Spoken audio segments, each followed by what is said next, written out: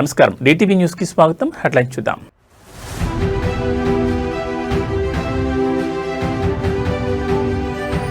నేటి నుంచి 2 రోజుల పాటు మలేషియాలో ప్రధాని మోడీ టూర్. మలేషియా ప్రధాని అన్వర్తో మోడీ భేటీ.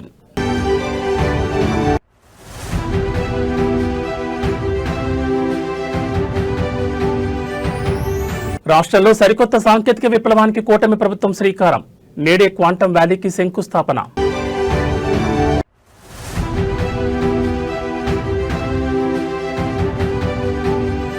పొరపోరులో దూసుకెళ్తున్న కారు. నేడు కామారెడ్డి జిల్లాలో కేటీఆర్ పర్యటన.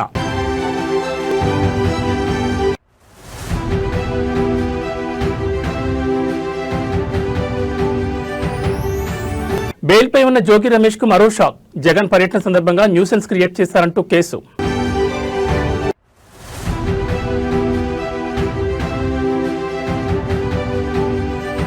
అదనపు టారిఫ్లను తగ్గించిన ట్రంప్. రష్యా చమురు దిగుమతుల నిలిపివేతకు భారత్ కట్టుబడి ఉందని వెల్లడి. ఇక డీటెయిల్స్ చూస్తే ప్రధాని నరేంద్ర మోడీ 2 రోజుల మలేషియా పర్యటనకు బయలుదేరారు. ఈ పర్యటనలో భాగంగా ఆయన మలేషియా ప్రధాని అన్వర్ ఇబ్రహీంతో భేటీ కానున్నారు. రక్షణ, ఇంధనం, వాణిజ్యం, పెట్టుబడులు, విద్య, సంస్కృతి, పర్యాటక రంగాల్లో ఇరు దేశాల మధ్య ద్వైపాక్షిక సంబంధాలను మరింత బలోపేతం చేయడంపై ఇరువురు నేతలు చర్చించనున్నారు. ఈ పర్యటనకు బయలుదేరే ముందు ప్రధాని మోడీ ఒక ప్రకటన విడుదల చేశారు. రక్షణ, భద్రతా సంబంధాలను మరింతగా పటిష్టం చేసుకోవడమే మా లక్ష్యం. ఆర్థిక ఆవిష్కరణల భాగస్వామ్యాన్ని పెంపొందించుకుంటూ నూతన రంగాల్లో మా సహకారాన్ని విస్తరిస్తామని ఆయన పేర్కొన్నారు. డిజిటల్ ఆర్థిక వ్యవస్థ వంటి ఆధునిక అంశాల్లో కూడా మలేషియాతో కలిసి పనిచేయడానికి భారత్ సిద్ధంగా ఉందని ఆ ప్రకటనలో తెలిపారు. మలేషియా అభివృద్ధిలో అక్కడి భారతీయ సంతతి పోషిస్తున్న పాత్రను ప్రధాని మోడీ కొనియాడారు. మలేషియాలోని భారతీయులను కలుసుకోనున్నానని తెలిపారు. మలేషియా పురోగతికి వారి అపారమైన కృషి ఉందన్నారు. ఈ 2 దేశాల మధ్య ఒక సజీవ వంతెనలా వారు పోషిస్తున్న పాత్ర చారిత్రక స్నేహానికి బలమైన పునాది అందిస్తోందని మోడీ ప్రశంసించారు.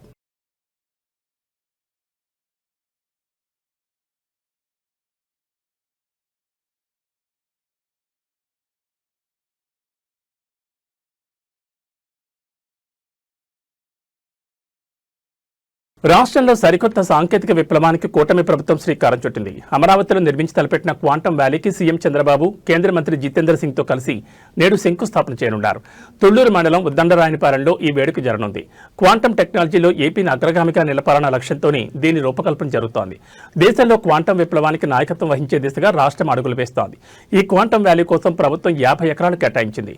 దేశంలో మొదటి 133 క్యూబిక్ క్వాంటం కంప్యూటర్ అమరావతికి రానుండగా ఈ క్వాంటం వ్యాలీలో ఐబీఎం, టీసీఎస్, ఎల్ఎన్టీ కీలక పాత్ర వహించనున్నాయి. Quantum computing, quantum communications, quantum sensor, artificial intelligence రంగాల్లో పరిశోధనలు జరగనున్నాయి. అలాగే cyber security, defence, health care, finance వంటి రంగాల్లోనూ రీసెర్చ్లు చేయనున్నారు. ఈ ఏడాది ఆగస్టు నాటికి క్వాంటం వ్యాలీ భవనాన్ని సిద్ధం చేసేలా ఏపీ ప్రభుత్వం ప్రణాళికలు రూపొందిస్తోంది. డిసెంబర్ నాటికి అమరావతిలో క్వాంటం కంప్యూటర్ ఏర్పాటు చేయాలని భావిస్తోంది. ఈ సందర్భంగా సీఎం చంద్రబాబు నాయుడు నేడు రాష్ట్ర చరిత్రలో మరిచిపోలేని రోజుగా మిగులుతుందని సోషల్ మీడియా వేదికగా తెలిపారు. 1990లలో భారత్ను ఐటీ మ్యాప్పై నిలిపిన ప్రయాణమే నేడు క్వాంటం మ్యాప్పై భారత్ను అగ్రస్థానంలో నిలిపే దశకు చేరుకుందని పేర్కొన్నారు. నేడు నూతన ప్రయాణానికి అమరావతి కేంద్ర బిందువుగా మారనుందని, రాష్ట్ర చరిత్ర మారే రోజుగా గుర్తుండిపోతుందని తెలిపారు.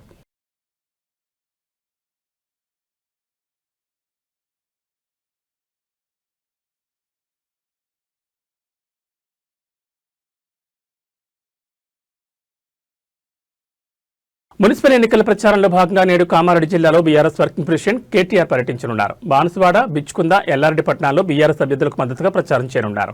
శనివారం మధ్యాహ్నం జిల్లాకు చేరుకోనున్న కేటీఆర్ ర్యాలీలు, కార్నర్ మీటింగ్లలో పాల్గొనున్నారు.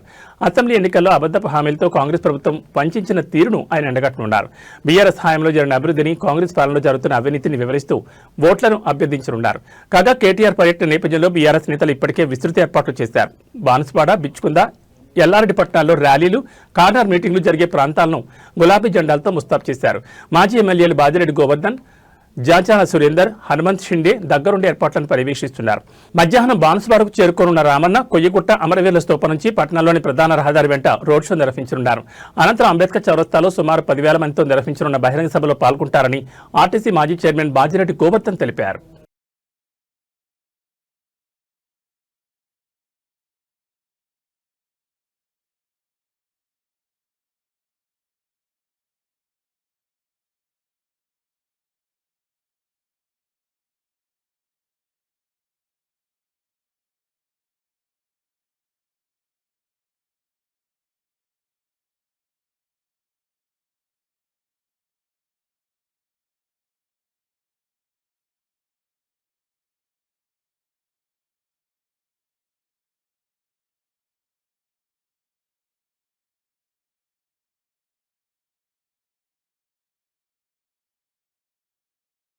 వైసీపీ కీలక నేత మాజీ మంత్రి జోగి రమేష్ పై నాన్ బెయిలబుల్ కేసు నమోదైంది. ఎన్టీఆర్ జిల్లాలోని Ibrahimpatnam police station SI Ravivarma ఫిర్యాదు మేరకు ఈ కేసు నమోదు చేశారు.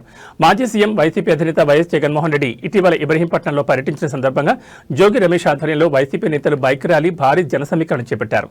ఈ కార్యక్రమాల వల్ల పబ్లిక్ న్యూసెన్స్ కారణమయ్యారని, పోలీసుల విధులకు ఆటంకం కలిగించారని ఫిర్యాదులో పేర్కొన్నారు. జనసమీకరణ చేయొద్దని అంతకుముందే జోగి రమేష్ కు పోలీసులు నోటీసులు జారీ చేశారు. అయినప్పటికీ పోలీసుల సూచనలను బేఖాతరు చేస్తూ మాజీ మంత్రి వ్యవహరించారని ఎస్ఐ రవివర్మ ఫిర్యాదులో పేర్కొన్నారు. ఈ క్రమంలోని జోగి రమేష్ పై bike rally, public nuisance, police విధులకు ఆటంకం తీసుకురావడం వంటి ఆరోపణలపై నాన్ బెయిలబుల్ కేసు నమోదు చేశారు పోలీసులు.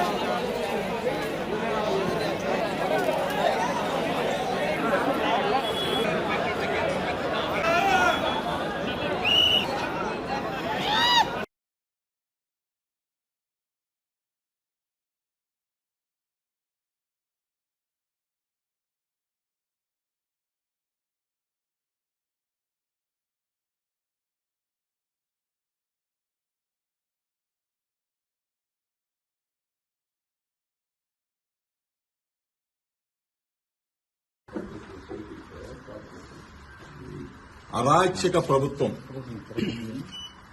నిన్నటి నుంచి ఏ విధంగా రాష్ట్రంలో వైఎస్ఆర్ కాంగ్రెస్ పార్టీ నాయకుల మీద, కుటుంబ సభ్యుల మీద, నివాసాల మీద ఏ విధంగా దాడి జరుగుతున్నది మీరు అందరూ కూడా సభ్య సమాజం మొత్తం కూడా చూస్తూ ఉన్నారు. ఇప్పుడు ఈ క్షణంలో ఇబ్రహీంపట్నంలో ఉన్న నా ఇంటి మీద చంద్రబాబు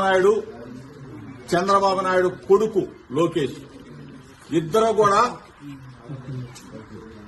నా నివాసం మీద దాడి చేయడం కోసం, నా కుటుంబ సభ్యుల మీద దాడి చేయడం కోసం నన్ను ఏదైనా చేయాలి, కిరాతకంగా చేయాలి, రాక్షస ఆనందం పొందాలన్న ఉద్దేశంతో ఇప్పుడు దాడి జరుగుతున్న దృశ్యాలను మీరు మీడియా మిత్రులు అందరూ కూడా రాష్ట్ర ప్రజలందరూ కూడా గమనిస్తా ఉన్నారు. 83 రోజులు అన్యాయంగా అక్రమంగా ఒక ఫేక్ కేసులో చంద్రబాబు నాయుడు కొడుకు అన్యాయంగా ఇరికించి 83 రోజులు నన్ను జైల్లో పెట్టి నన్ను నా తమ్ముడిని రాక్షసానంద పొందారు. ఇది చాలేదా? ఇది చాలకపోగా పెట్రోల్ బాంబులు వేసి నన్ను నా కుటుంబాన్ని అంటే హతమార్చాలని చూస్తారా? ఏం చంద్రబాబు నాయుడు, ఏ లోకేష్, ఏంటి దుర్మార్గం? నన్ను అక్రమంగా 83 రోజులు నిర్బంధించింది చాలక, నన్ను నా తమ్ముడిని నా కొడుకును కూడా జైల్లో పెట్టింది చాలక, ఒక బలహీన వర్గాలకు సంబంధించిన జోగి రమేష్ ని నన్ను ఇబ్బంది పాలు చేయాలా, నన్ను హతమార్చాలా, నా కుటుంబాన్ని అంటే ఏ స్థాయికి వెళ్ళిపోతా ఉంది? ప్రజాస్వామ్యం, రాజ్యాంగం మొత్తం కూడా కూలీ చేస్తూ పోలీసు వ్యవస్థ చోద్యం చూస్తా ఉన్నారు. పోలీసులు ఉండి చోద్యం చూస్తా ఉన్నారు. పోలీసుల సమక్షంలో దాడా? పోలీసు చోద్యం చూస్తారా? లోకేష్ కి చెప్తా ఉన్నా మీ ద్వారా, నా ఇంటికి నీళ్ళు ఎంత దూరమో నీ ఇంటికి నా ఇల్లు అంతే దూరం. ఇవాళేమో సంబరపడుతున్నాయో, రాక్షస ఆనందం పొందుతానో హెచ్చరిస్తా ఉన్నా. మీడియా మిత్రుల ద్వారా చెప్తా ఉన్నా, రాష్ట్ర ప్రజల సమక్షంలో చెప్తా ఉన్నా, ఇది దుర్మార్గమైన చర్య. నేనేం చేశానా? నువ్వు 83 రోజులు మీ అయ్యా నువ్వు నన్ను జైల్లో పెట్టి రాక్షసానందం పొంది చాలక నా ఇంటి మీద దాడి చేస్తావా? Petrol bomb. ప్రభుత్వ సలహాదారు కె కేశవరావు కుమారుడు వెంకట్ కు బెదిరింపులు రావడం ప్రస్తుతం రాజకీయంగా హాట్ టాపిక్ గా మారింది. బంజారాహిల్స్ లోని 1100 గజాల స్థలానికి సంబంధించిన వ్యవహారంలో హైకోర్టులో గడీల రఘువీరెడ్డి, అన్వేష్ రెడ్డి కలిసి పిలివేసి వెంకట్ ను తీవ్రంగా బెదిరింపులకు గురి చేసినట్టుగా తెలుస్తోంది. ఈ వివాదాన్ని పరిష్కరించుకోవాలన్నా లేదా పనులు సజావుగా సాగాలన్నా తమకు 3 కోట్లు ఇవ్వాలని నిందితులు డిమాండ్ చేస్తున్నారు. డబ్బులు ఇవ్వకపోతే తీవ్ర పరిణామాలు ఎదుర్కోవాల్సి వస్తుందని హెచ్చరించడంతో వెంకట్ ఆందోళనకు గురయ్యారు. ఈ క్రమంలోనే తనను వేధిస్తున్నారని, ప్రాణహాని ఉందని వెంకట్ బంజారాహిల్స్ పోలీస్ స్టేషన్లో లిఖితపూర్వకంగా ఫిర్యాదు చేశారు. నిందితులు తనను మానసికంగా ఇబ్బంది పెడుతూ భారీ మొత్తంలో డబ్బులు వసూలు చేసేందుకు ప్రయత్నిస్తున్నారని ఫిర్యాదులో పేర్కొన్నారు. ఆ ఫిర్యాదును స్వీకరించిన పోలీసులు కేసు నమోదు చేసుకుని దర్యాప్తు చేస్తున్నారు. ఓ కారులో వచ్చిన కొందరు వ్యక్తులు సింగనమల టీడీపీ ఎమ్మెల్యే బండారు శ్రావణి ఇంటి వద్ద నిమ్మకాయలు, తెల్ల నువ్వులు పడేసి వెళ్లడం తీవ్ర కలకలం రేపింది. గత కొంతకాలంగా ఎలాంటి ఘటనలు జరుగుతుండటంతో ఎమ్మెల్యే కుటుంబ సభ్యులు భయాందోళనకు గురవుతున్నారు. తాజాగా ఓ స్విఫ్ట్ కారులో వచ్చిన కొందరు వ్యక్తులు ఎమ్మెల్యే ఇంటి ఎదుట నిమ్మకాయలు, తెల్ల నువ్వులు పడేసి అక్కడి నుంచి వెళ్లిపోతుండడాన్ని గమనించిన ఎమ్మెల్యే అనుచరులు వెంటనే వారిని వెంబడించేందుకు ప్రయత్నించగా కారు అతివేగంతో అక్కడి నుంచి వెళ్లిపోయింది. ఆ కారుకు ఏపీ 39KX0986 నెంబర్ ఉన్నట్లు గుర్తించారు. ఇటీవల కొన్ని నెలలుగా తమ ఇంటి వద్ద ఇదే తరహా ఘటనలు జరుగుతున్నాయని ఎమ్మెల్యే శ్రావణి అనుమానం వ్యక్తం చేశారు. ఈ ఘటనల కారణంగా తమ కుటుంబ సభ్యులు తరచూ అనారోగ్యానికి గురవుతున్నారని పేర్కొన్నారు. ఈ కుట్ర వెనుక సింగనమల నియోజకవర్గానికి చెందిన ఓ అసమ్మతి నేత హస్తం ఉండొచ్చని ఎమ్మెల్యే వర్గీయులు అనుమానిస్తున్నారు. రాజకీయంగా ఎదుర్కోలేక ఇలాంటి మార్గాలు ఎంచుకుంటున్నారని వారు ఆరోపించారు. ఈ ఘటనపై ఎమ్మెల్యే అనుచరుల ఫిర్యాదు మేరకు అనంతపురం 2 టౌన్ పోలీసులు కేసు నమోదు చేశారు. కారు నెంబర్తో పాటు సీసీటీవీ ఫుటేజ్ ఆధారంగా నిందితులను గుర్తించేందుకు దర్యాప్తును వేగవంతం చేసినట్లు పోలీసులు తెలిపారు.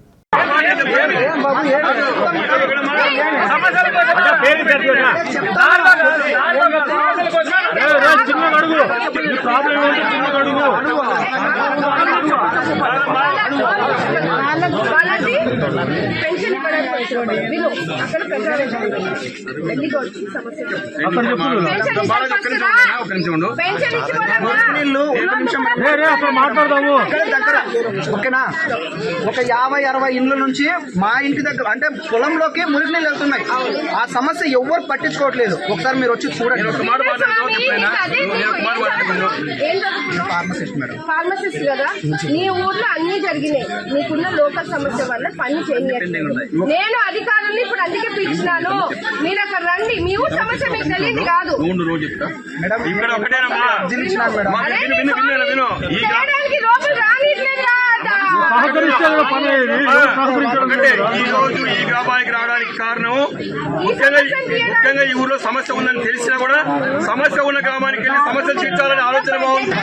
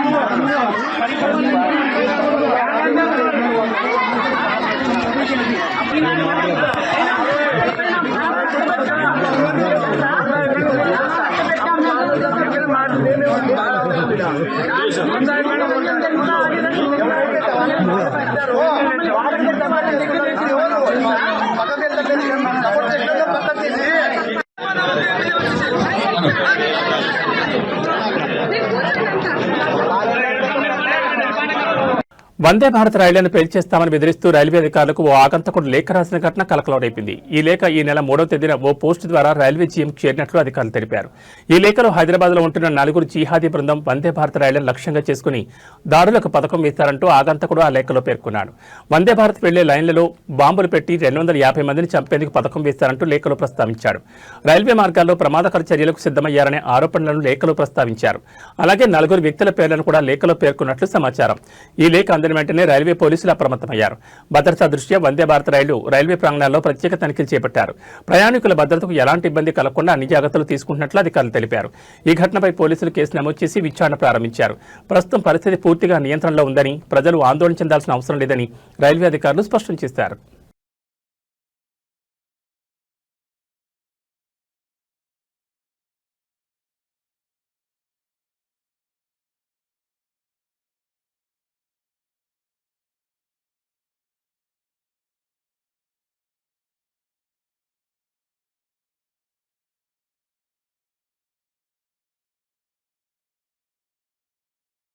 మేడ్చల్ జిల్లా బోడుప్పలకు చెందిన మహిళా సాఫ్ట్వేర్ ఇంజనీర్ విజయారెడ్డి తన 2 పిల్లలతో కలిసి ఆత్మహత్య చేసుకున్న ఘటనలో మిస్టరీ వీడినట్టుగా తెలుస్తోంది.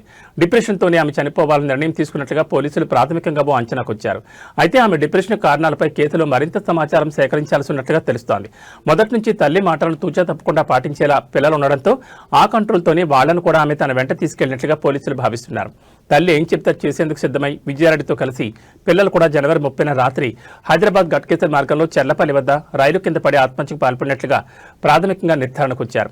ఇక విజయారెడ్డి 2వ ఫోన్ వాడారనే ప్రచారంలో ఏమాత్రం నిజం లేదని పోలీసులు వెల్లడించారు. అదేవిధంగా చనిపోవడానికి వారం రోజుల ముందు కాల్ డేటాపై కూడా సమగ్రంగా విచారణ చేపట్టామని తెలిపారు. కేసులో ఆమె పనిచేసే ఆఫీసులో 16 మందితో పాటు బంధువులను విచారించగా ఎలాంటి అనుమానాస్పద లీడ్ దొరకలేదని పోలీసులు స్పష్టం చేశారు.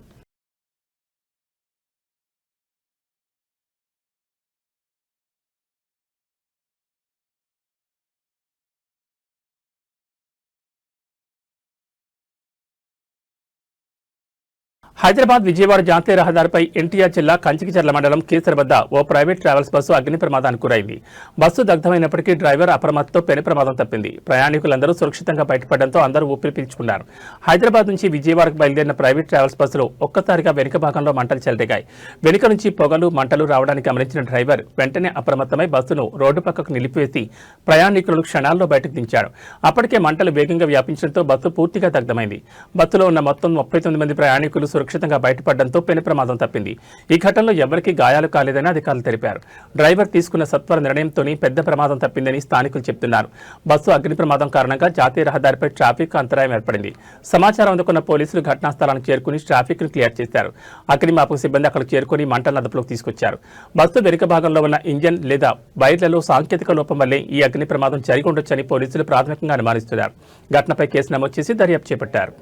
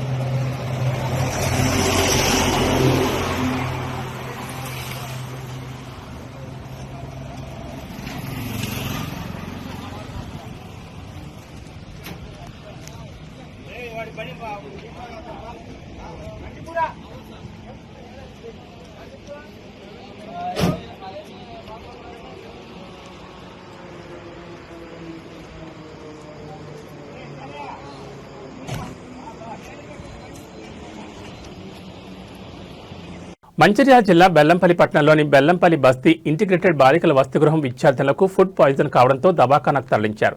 శుక్రవారం రాత్రి హాస్టల్లో భోజనం చేసిన కాసేపటికే విద్యార్థులకు వాంతులు, విరేచనాలు, గొంతు మండటం, శ్వాస తీసుకోవడంలో ఇబ్బంది కలిగింది. బీఆర్ఎస్పీ జిల్లా అధ్యక్షుడు బడికల శ్రావణ్, నాయకులు అరుణ్ ప్రసాద్, ఈట రాకేష్, నరేష్, మహంత్ ఆధ్వర్యంలో ప్రత్యేక వాహనాలు ఏర్పాటు చేసి బెల్లంపల్లి ప్రభుత్వ దవాఖానాకు తరలించారు. 6, 7వ తరగతి చెందిన 15 మంది విద్యార్థులు దవాఖానాలో చికిత్స పొందుతున్నారు.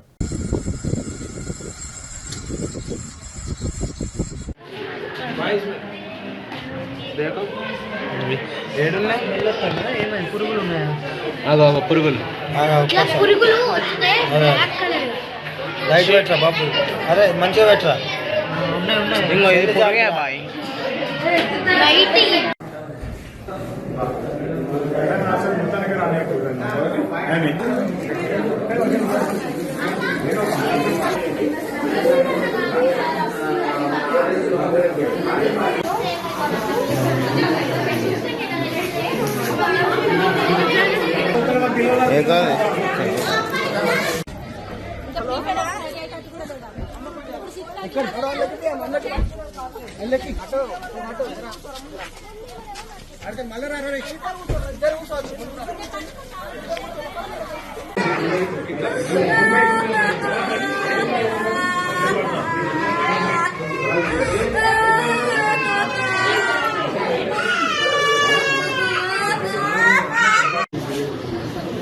ఏమి పడుతున్నావు, చలిపెడుతున్నా, ఏం కాదు, ఏం కాదు, భయపడకు,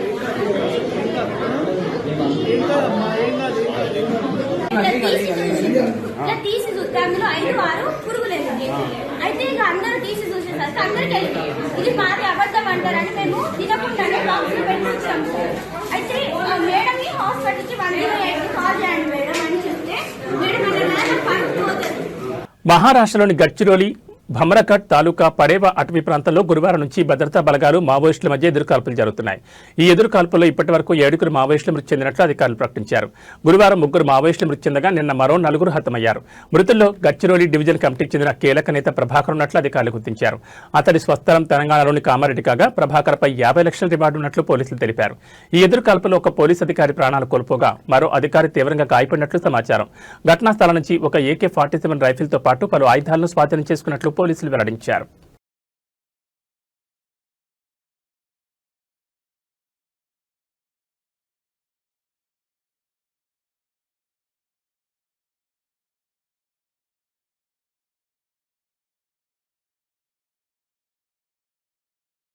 అమెరికా అధ్యక్షుడు డొనాల్డ్ ట్రంప్ భారత్కు శుభవార్త చెప్పారు. ఇటీవల భారత్పై విధించిన ప్రతీకార సుంకాలను రద్దు చేస్తున్నట్లు ప్రకటించారు. రష్యా నుంచి చమురు దిగుమతులను ఆపేసే విషయంలో భారత్ కట్టుబడి ఉందని, దీంతో టారిఫ్లను తగ్గిస్తున్నామని ట్రంప్ చెప్పారు. ఈ మేరకు ఎగ్జిక్యూటివ్ ఆర్డర్పై ఆయన శుక్రవారం సంతకం చేశారు.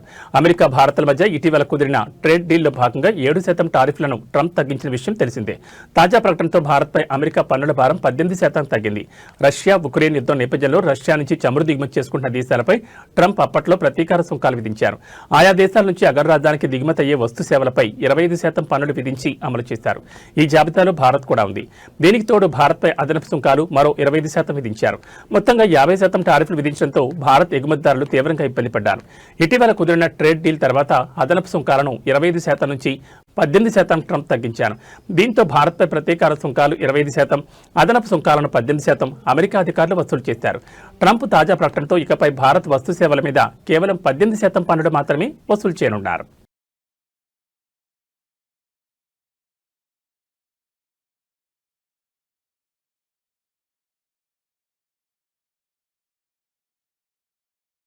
ఇస్లామాబాద్లోని షియా మస్జిద్పై జరిగిన ఘోర ఆత్మహత్యాన్ని నిరసిస్తూ కాశ్మీర్లోని పలు ప్రాంతాల్లో భారీ నిరసనలు జరిగాయి. మైనార్టీలను లక్ష్యంగా చేసుకుని జరుగుతున్న దాడులను అరికట్టడంలో పాకిస్తాన్ విఫలమైందని నిరసనకారులు మండిపడ్డారు. శ్రీనగర్, బుద్గాంలలో ప్రజలు రోడ్లపైకి వచ్చి పాక్ ప్రభుత్వానికి, ఉగ్రవాదానికి వ్యతిరేకంగా నినాదాలు చేశారు. ఈ దాడిలో మృతుల సంఖ్య 69కి చేరగా వందలాది మంది గాయపడ్డారు.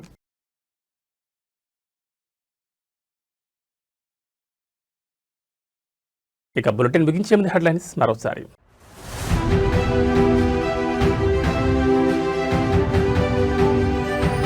నేటి నుంచి 2 రోజుల పాటు మలేషియాలో ప్రధాని మోడీ టూర్. మలేషియా ప్రధాని అన్వర్తో మోడీ భేటీ.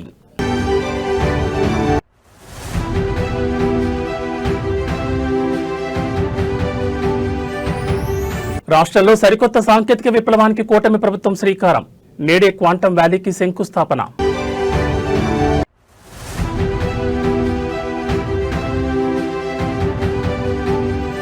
పొరపోరులో దూసుకెళ్తున్న కారు, నేడు కామారెడ్డి జిల్లాలో కేటీఆర్ పర్యటన.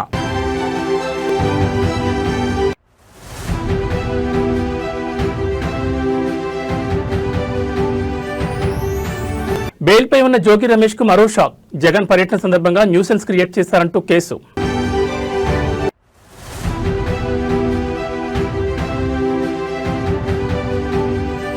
అదనపు టారిఫ్లను తగ్గించిన ట్రంప్, రష్యా చమురు దిగుమతుల నిలిపివేతకు భారత్ కట్టుబడి ఉందని వెల్లడి. ఇవి బులెటిన్ విశేషాలు. మరో బులెటిన్లో మళ్ళీ కలుసుకుందాం. నమస్కారం.